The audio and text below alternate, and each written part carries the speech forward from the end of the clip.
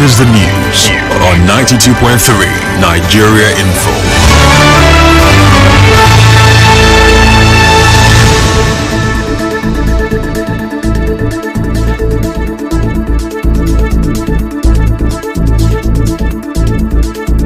Good afternoon. It's Monday, October 13th, 2025. INEC's continuous voter registration is still on. Use the opportunity to register to vote. On the news this afternoon, River State gets new secretary to state government. Federal government says it has addressed every request by ASU. Flood kills 2 teenagers in Obiabo community. Police arrest leader of child trafficking syndicate. Others in River State. President Tinubu arrives in Rome for counter-terrorism meeting. On the foreign scene, Hamas hands over all 20 living hostages to Israel. I'm Ifechukwu Muonyili with the news.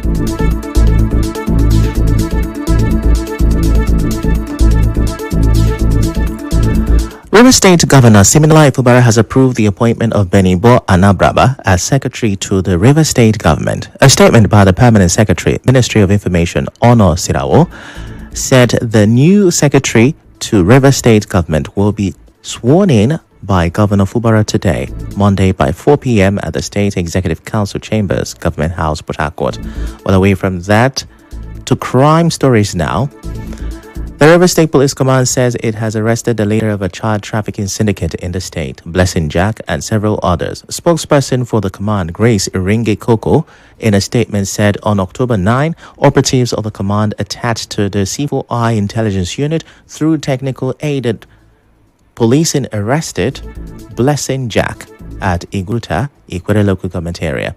SP Ringa Koko said other suspects arrested include a 30-year-old Chinonso Raymond residing at Igruta, 32-year-old Chinyere Okorie, and 50-year-old Nkechi Wankwo, both resident of Romagolu. She said Blessing specializes in exploiting vulnerable young mothers, stealing and selling their newborn babies for significant financial gains. She said Blessing's conversation with one Mali Oburu revealed a recent incident where her associate had taken a woman's baby, claiming the baby had died but had been paid the sum of 2 million naira. According to the statement, preliminary investigation revealed that Blessing Jack had previously been imprisoned in Calabar for 3 years for child trafficking. The statement also said that all the suspects voluntarily confessed to the crime and explained their individual roles in the crime. The suspects are currently in police custody, while an in-depth investigation has been launched to arrest other members of the syndicate.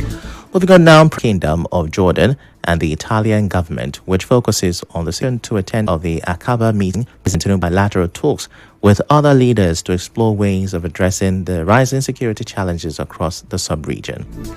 Now back in River State as we tell you about the tragedy following last Friday's heavy downpour. The family of 35-year-old Onyinyechi Peter is still reeling from shock after losing her 16-year-old son, Miracle, and her 17-year-old brother, Emma, in Elibolo, Obiabo. Our correspondent, Emeka Otoka, reports that the boys drowned while trying to help someone trapped in the flood. On their way back, Emma's slippers slipped off, and as they tried to retrieve it, the strong current swept them away.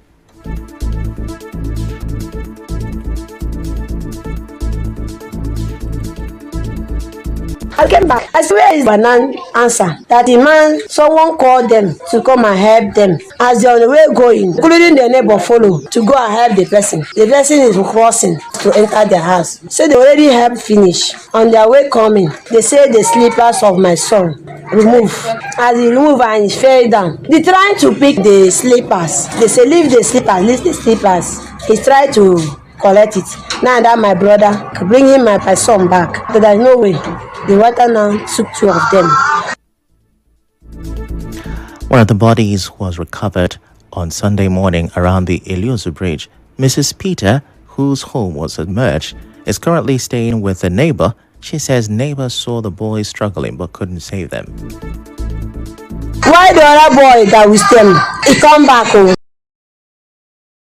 The mother saw what happened. The mother said that he saw them when they was inside the water. He think they are playing. They didn't do anything. They didn't care. Before the water carried my son, they said that I was shouting, help, help, help me. One man said that he heard a sound inside the room, but he couldn't come out to come and help. Since that is 30 now, they haven't found any coffee. I have not seen them. I have not seen Meanwhile, a guest house manager, Augustina Ebayan, also confirmed that all rooms in her facility were flooded. I didn't experience this kind of flood before in my life. I just see flood. Everything that is inside the hotel now has spoiled. Both speaker, fridge, generator, bed, everything is soaked with water. They should come and help also, because like this we need help. Let them sort out whether they can help us and do one or two inside the canal. Community stakeholder and former deputy leader of the Obiabo Legislative Council, Kelvin Nwanwa, is appealing to the state government to dredge and pile up the canal to prevent future disasters. Yes, you have done these interviews here. But yesterday, it was so surprising that the water submerged everywhere, even past beyond where it used to stop before. From this point, entering to the community, like, my prayer is this: please, His Excellency, we know you are a good man. You won't see your people suffer. Please, this is one good project that you will do in this administration, that people will be happy and will remain grateful for life. Because once this is done, the problem here is solved.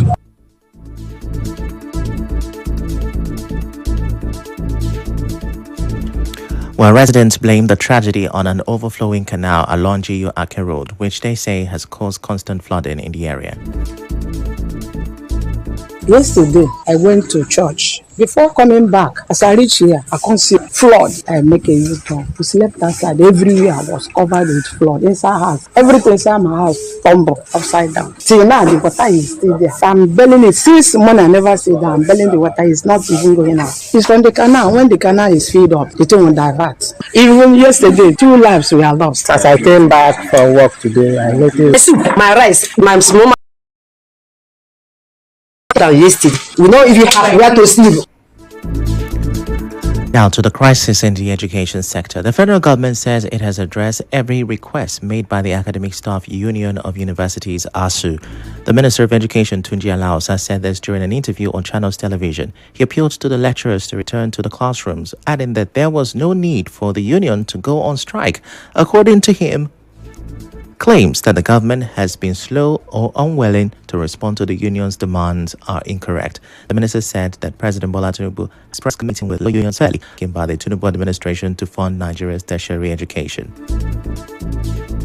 We've also addressed issues about the postgraduate supervision allowances, which are to be paid by the institutions, and I've been told that these are being paid. There are issues on the needs assessment money, which was not released. The president approved 150 billion naira of needs assessment money in this 2006 budget. Of that has been released. The promotion areas, told them this will be paid with the 2026 budget. I can tell you today, literally, all the demands of ASU have been met. Alausa said the negotiating committee looked into ASU's proposal for conditions of service and welfare of ASU members on Friday during a meeting and agreed to them. He said the team waited for a counter-offer from ASU but did not hear from them. We gave them everything they had requested, their welfare and the condition of service. They promised us that they will get back to us in 24 hours. We waited until Saturday afternoon, they didn't get back to us. And on Sunday evening at 5 just before 5 p.m., the ASU president released a statement that they will go on strike. The senator told him that, listen, we will miss you. Nationwide strike. He said ASU remained uncooperative despite effort to prevent the strike. He stressed that the no work, no pay policy is an extant labor law in Nigeria and the government would be guided by it should university academic activities be disrupted. The Congress of University Academics, CONOA, says it is not taking part in the ongoing nationwide strike by lecturers. In a statement, CONOA's president Niyi Sumonu dismissed reports he said have been suggesting its involvement in the ongoing strike. He said the union is committed to maintaining academic stability through constructive dialogue and peaceful engagement with the government and other stakeholders. Sumonu urged CONOA members to continue performing their academic and administrative duties as expected. The union noted its formal protest following its initial exclusion from the renegotiation committee of the 2009 agreement between academic staff and the federal government, which was inaugurated in October 2024. Starting midnight today, Monday, the Academic Staff Union of Universities has declared a total and comprehensive 2-week warning strike across all public universities in Nigeria. ASU National President Professor Chris Piwona announced the decision at a press conference on Sunday at the University of Abuja. He says the strike follows the expiration of a 14-day ultimatum issued to the federal government on September 28 without any meaningful response. Professor Piwona adds that the decision is in line with the resolutions reached at ASU's National Executive Council meeting, accusing both the federal and state government of neglecting the education sector and ignoring the union's demands. We go on a quick break. When we return, you will hear criticisms of the recent presidential pardon. Stay with us.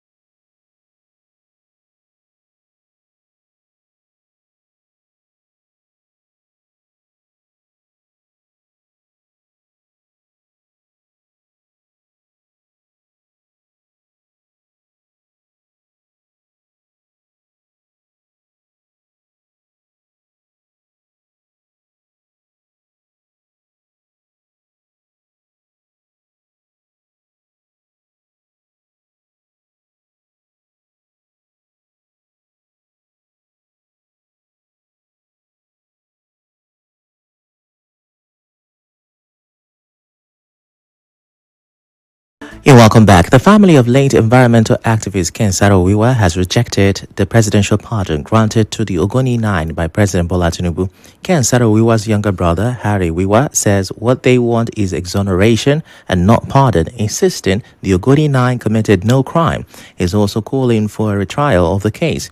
Meanwhile, there's jubilation in the family of Mariam Sanda, the woman sentenced to death in 2020 for killing her husband, Biliaminu Bello. She was among those granted presidential pardon. The presidency says her family pleaded for her release in the interest of her 2 children and highlighted her good conduct and remorse in prison. But some of these pardons have not gone down well. Former Vice President Atiku Abubakar has criticized President Bola Tinubu's decision to grant presidential pardon to individuals convicted of serious crimes, calling it reckless and dangerous. Atiku says the power of pardon is supposed to uphold justice and strengthen public trust, but Tinubu's latest action does the opposite. He argues that granting clemency to people convicted of drug trafficking, kidnapping, murder, and corruption undermines the justice system and emboldens criminality. A former vice president also points out that nearly 30% of those pardoned were convicted for drug-related offenses, warning that it sends the wrong message at a time when Nigeria is struggling with insecurity and drug abuse. He adds that the decision is even more troubling given the president's own unresolved past involving drug investigation in the United States. Atiku insists that clemency should never be confused with complicity and says Nigeria deserves a leadership that upholds justice, not one that trivializes it. The African Democratic Congress says President Bola Tinubu's decision to grant presidential pardons to dozens of convicted criminals, including drug traffickers, is pathetic and a national disgrace. In a statement on Sunday, the party's national publicity secretary, Bolaji Abdullahi, says the move undermines Nigeria's war against drugs, encourages criminality and damages the country's international reputation. The party argues that granting clemency to offenders who have barely served 2 years for crimes that attract life imprisonment is a gross abuse of presidential powers. It also warns that the decision sends a disturbing message that mere remorse and token rehabilitation are now enough to secure freedom for serious crimes like drug trafficking, gun running, and murder. The ADC insists that clemency should be reserved for correcting miscarriages of justice and reintegrating reformed offenders, not excusing dangerous criminals. It also notes that the pardon is a slap in the face of NDLEA officers who risk their lives to combat drug trafficking, adding that the action gives the world the impression that Nigeria is sympathetic to drug dealers. Well, away from that, Labour Party's 2023 presidential candidate Peter Obi has denied reports of a political alliance with former President Goodluck Jonathan ahead of the 2027 elections. Obi's media aide, Dr. Yunusa Tanko, said their recent meetings were purely discussions on national issues, not a plan to unseat President Bola Tinubu. Also, the Socio-Economic Rights and Accountability Project, SERAP, is urging INEC chairman nominee Professor Joash Mobito to prioritize prosecuting politicians involved in electoral offences since 2015. The group says ending impunity for vote buying, bribery, and violence is crucial for credible elections in 2027. We go Sunday. According to the statement, the plenary session on October 16 and the International Monetary and Financial Committee October 7. Plenary session on October 16 and the International Monetary and Financial Committee October 17. Record label OBG Records, ordained by God.